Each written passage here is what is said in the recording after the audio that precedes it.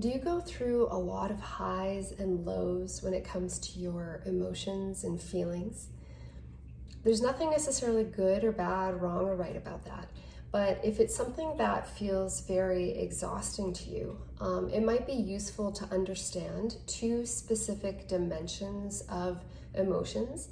And that can sometimes help us get better at figuring out some of our patterns and maybe even getting to some of the roots of them. So, two dimensions of emotions that are important to think about are arousal and valence. So, arousal has to do with more or less which systems are getting engaged. So, if it's high arousal, we're talking about sympathetic, so sympathoexcitatory aroused states.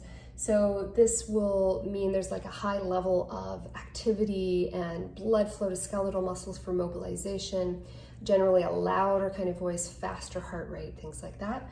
So that's an arousal level, that's heightened arousal. Lower level, you're going into parasympathetic, so it's a quieter state, less energy. Generally, blood flow is not flowing to the skeletal muscles as much.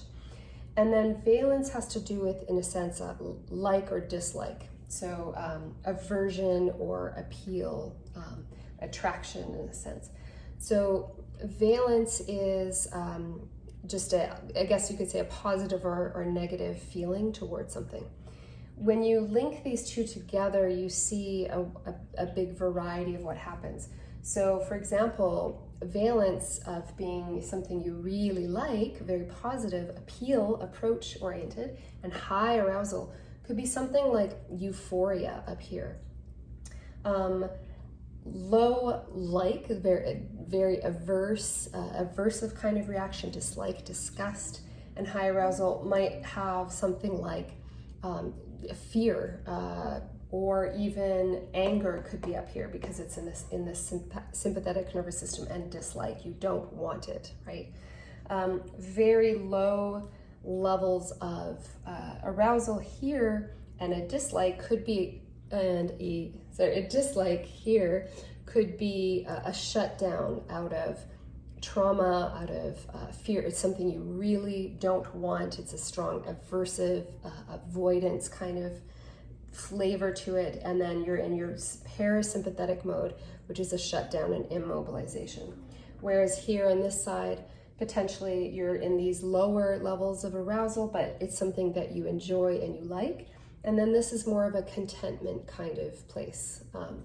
So those are the types of dimensions that we can think about.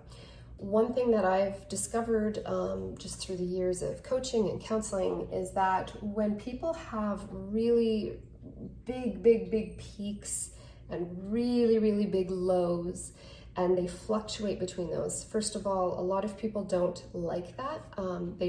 They would prefer, even though they enjoy these really big highs, the really big lows are so debilitating that it makes it so that life can get kind of disruptive and unpredictable.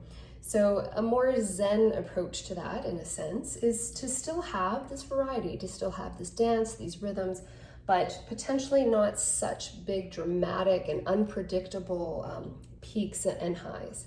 So first of all, to make it less unpredictable, make it more predictable, we would need to have mastery over that. So that would mean we need to figure out what really makes us go into those states, what are the roots of that, and what brings us really far down. That already starts to help us have it less unpredictable, more predictable, and a bit more mastery over it.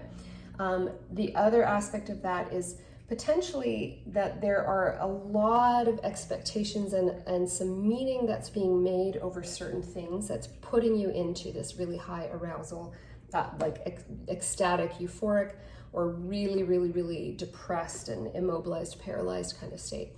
And sometimes the meaning that we make about those things are these very exaggerated timelines and significance to an event. So on the positive side, we might think that something is the magic cure for all of our problems forever, whether it's a person, a relationship, an opportunity, that we think that's it. And we put so much meaning on it, positive meaning, that it puts us into this really euphoric state. And from a kind of a Buddhist meditation Zen point of view, that's a lot of attachment onto one thing. what that's doing is it's making you orbit almost around this. And then when things fluctuate or are not quite like that, it might crash into a really strong negative polar kind of state from that.